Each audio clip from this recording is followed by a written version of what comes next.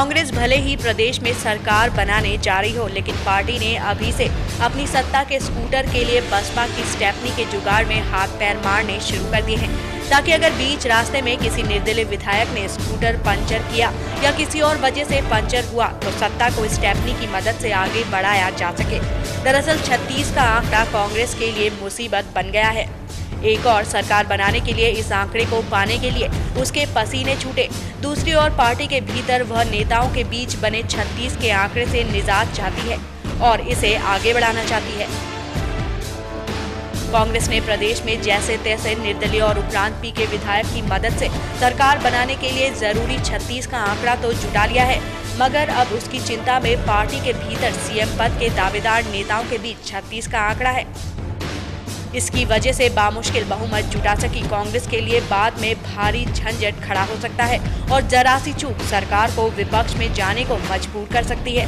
सरकार गिर जाने के खतरे से निजात पाने के लिए कांग्रेस आलाकमान अब बसपा विधायकों का समर्थन भी जुटाने के चक्कर में है, ताकि अगर उपरांत या निर्दलीय विधायकों ने जरा भी तेवर दिखाए तो बसपा के जरिए उनकी ताकत कम की जा सके और उन पर लगाम कसी जा सके।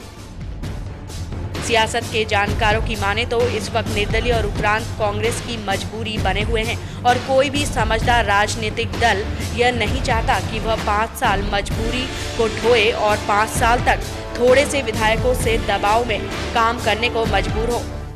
2014 में प्रदेश में लोकसभा चुनाव होने हैं और सरकार को अपने कामकाज के दौरान उसे भी ध्यान में रखना होगा। 2014 में चुनाव में फिर से जीत तभी हासिल हो सकती है जब सरकार दबाव मुक्त होकर फैसले कर सके। कांग्रेस का सारा जोर बसपा का समर्थन हासिल करने पर रहेगा। हाल ही में बसपा के 2 विधायकों के राजभवन में जाकर कांग्रेस को समर्थन देने की अफवाह या बसपा का कांग्रेस को समर्थन की चर्चा कांग्रेस की इसी रणनीति के संकेत हैं। यही नहीं, सियासी हलकों में तो पिछले दिनों यहाँ तक चर्चा रही कि उत्तराखंड में दलित मुख्यमंत्री का दांव खेलकर बसपा कांग्रेस को समर्थन दे सकती है। बहरहाल सियासत के जोड़ घटाव की जानकारी रखने वालों की माने तो उत्तर प्रदेश में समाजवादी पार्टी की जीत के बाद बहुजन समाज पार्टी के लिए उत्तराखंड का महत्व बढ़ गया है। यह भी दिगर है कि नई परिस्थितियों में NRHM आदि घोटालों को लेकर केंद्र की नजर टेढ़ी हुई तो मायावती के लिए मुसीबत खड़ी हो सकती है।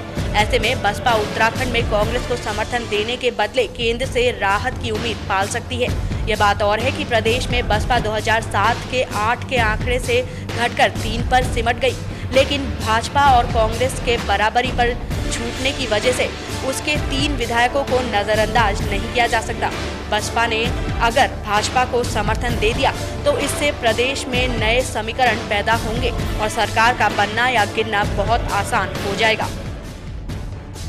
वैसे भी निर्दलीय व उपरांत और बसपा के समर्थन को कांग्रेस के दिग्गज अपने अपने पक्ष में इस्तेमाल करने की कोशिश कर रहे हैं। सीएम की कुर्सी से लेकर मंत्रिमंडल का कंपोजिशन तय करने में इस तरह के समर्थन की अहमियत से इनकार भी नहीं किया जा सकता। अब देखना यह है कि कांग्रेस अपने सत्ता के स्कूटर के लिए स्टेपनी का जुगाड़ करने में कामयाब हो पाती है या नहीं। सौभाग्य मिथिला उत्तराखंड के लिए देहरादून से चैनल हेड जयपाल सिंह की रिपोर्ट।